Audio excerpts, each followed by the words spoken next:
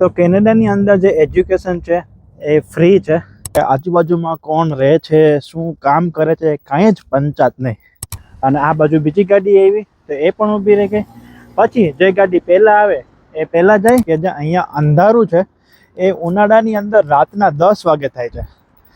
અને સામે શિયાળાની અંદર અંધારું. આ છે કેનેડાની સ્કૂલ.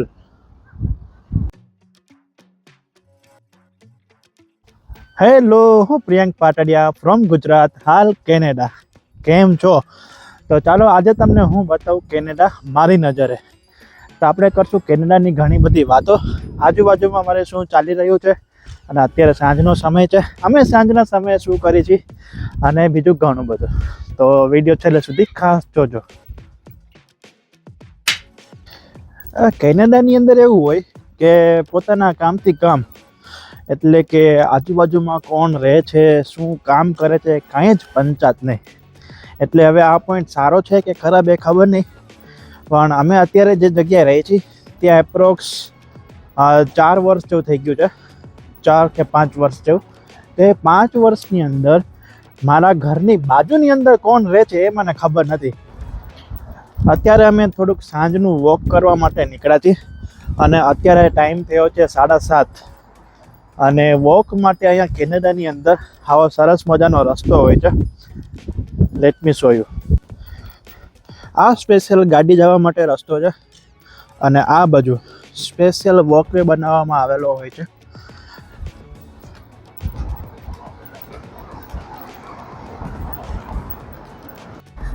એક વસ્તુ જાણીને તમને બહુ જ નવાઈ લાગશે કે જે અહીંયા અંધારું છે એ ઉનાળાની અંદર રાતના 10 વાગે થાય છે, અને સામે શિયાળાની અંદર અંધારું 4, 4:15 કે 4:30 વાગ્યામાં થઈ જાય છે. આ રોડ ઉપર કન્સ્ટ્રક્શન ચાલુ થવાનું છે, એટલા માટે આવી ટાઈપના રાખેલા છે. અને અહીંયા જ્યારે પણ કન્સ્ટ્રક્શન થાય ત્યારે આ બધું પ્રોપર રોડ ક્લોઝ કરી દે, અને પછી જ કન્સ્ટ્રક્શન કરવામાં આવે છે, એટલે કાંઈ એક્સિડન્ટ કે એવું કાંઈ થાય નહીં. એના સિવાય ગાર્બેજનો વારો પણ છે, એટલે કે આવી બધી ડસ્ટબિન બધાએ બહાર મૂકેલી હોય છે. સો બેઝિકલી કચરાની સિસ્ટમ એવી હોય છે કે વીકની અંદર એકવાર એ ગવર્મેન્ટની ગાડી આવે, અને જે કાંઈ પણ કચરો હોય એ ઘરના આંગણેથી જ બધો લઈ જાય છે, અને એનો સારો એવો ચાર્જ પછી મારે છે.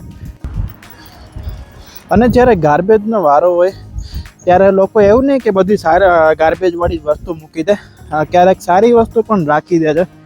જેમ કે આ ટીવી, ખબર નહીં એ ચાલુ હશે કે બંધ હશે, બટ અહીંયાની આવી ટાઈપની સિસ્ટમ છે કે જે કાંઈ પણ વસ્તુ છે એનો ઉપયોગ પૂરો થઈ જાય કે નવી વસ્તુ લઈ લે, એટલે એને કરી જશે ગાર્બેજ. પછી કોઈક હાલતા ચાલતા લોકોને જરૂર હોય તો એ લઈ લે છે. અને અત્યારે અમે આવી ગયા છીએ સ્કૂલ પાસે. આ છે કેનેડાની સ્કૂલ, કોલેજની સ્કૂલ જ્યાં નાના છોકરાઓ ભણે છે. અને આ પાછળ સ્કૂલનું મોટું પાર્કિંગ, અને એની પાછળ બહુ જ મોટું ગાર્ડન છે. તો ચાલો આપણે ત્યાં જઈએ. તમને બધાને એક રિક્વેસ્ટ કરવાની છે કે તમે વિડીયો કયા ગામથી જુઓ છો એ ખાસ મને કોમેન્ટ કરીને જણાવજો, સો મને આઈડિયા રહે કે ભાઈ મારો વિડીયો છે એ ક્યાંથી જોવાય છે. આવડું મોટું ગાર્ડન છે સ્કૂલની પાછળની બાજુના ભાગમાં. તો નોટ ઓનલી સ્ટુડન્ટ્સ, પણ સાંજના સમયે લોકો ચાલવા માટે આવતા હોય છે. તમને ઘણા બધા લોકો દેખાતા હશે. હાવેવર આજે થોડાક ઓછા માણસો છે, બટ ઘણા બધા માણસો આવતા હોય છે રોજ. તો હવે અમે થોડીક વાર સાંજે રમશું, એટલે આપણી એક્સરસાઇઝ પણ થઈ જાય, અને થોડુંક માઇન્ડ પણ ફ્રેશ થઈ જાય. ઓછો વરસાદ આવે. આવો.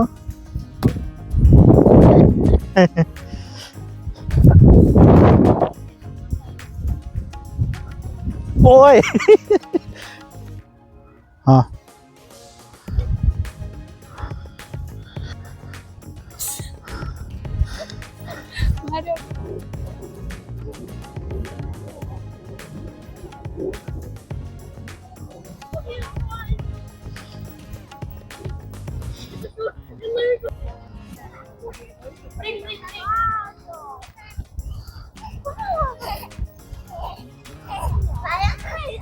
એક વસ્તુ મેં અહીંયા નોટિસ કરી છે કેનેડાની અંદર કે ઘરની આજુબાજુની અંદર 2 કે 3 કિલોમીટર કે એના કરતાં પણ ઓછા એરિયાની અંદર આવા મોટા મોટા ગાર્ડન હોય છે.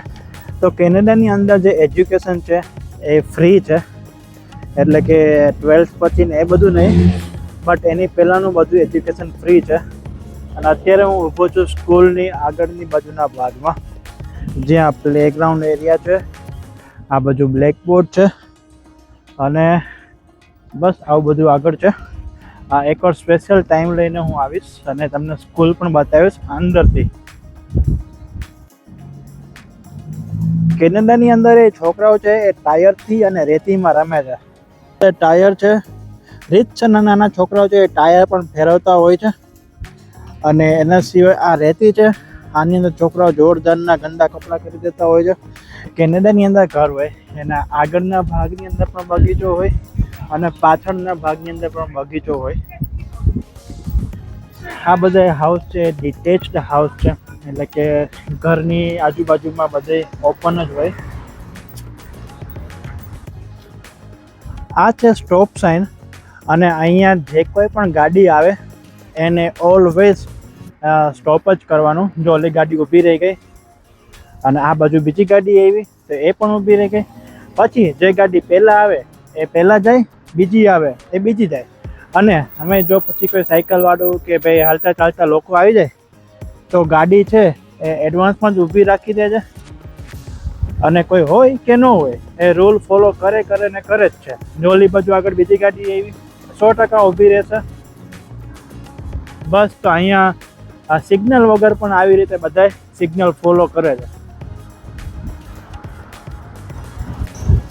ચલો હું રોડ ક્રોસ કરું. ઓલી બાજુથી ગાડી આવે છે પણ હું જઈશ એટલે ગાડી ઊભી રહી જશે.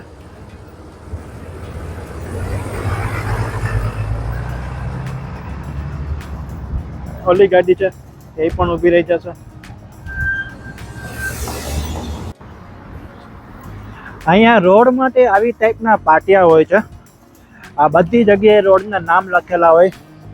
આ છે એસ્કોટ રોડ સ્ટ્રીટ, અને આ ઊભો રોડ છે એ છે પોર્ટ રોયલ, એટલે કે આ પોર્ટ રોયલ અને આ એસ્કોટ. આ ગાડી છે સ્પેશિયલ આપણા માટે ઊભી છે. થેન્ક યુ ભાઈ, મર્સિડીઝવાળા ભાઈને ખૂબ ખૂબ થેન્ક યુ. વરસાદ પણ ચાલુ થઈ ગયો છે અને બસ અમે ઘર પાસે પહોંચી ગયા છીએ. તો આઈ હોપ કે તમને મારો આજનો વિડીયો ગમ્યો હશે, અને જો મારો વિડીયો ગમ્યો હોય તો લાઈક, શેર અને સબસ્ક્રાઈબ કરવાનું ભૂલતા નહીં, અધરવાઇઝ પાપ લાગશે.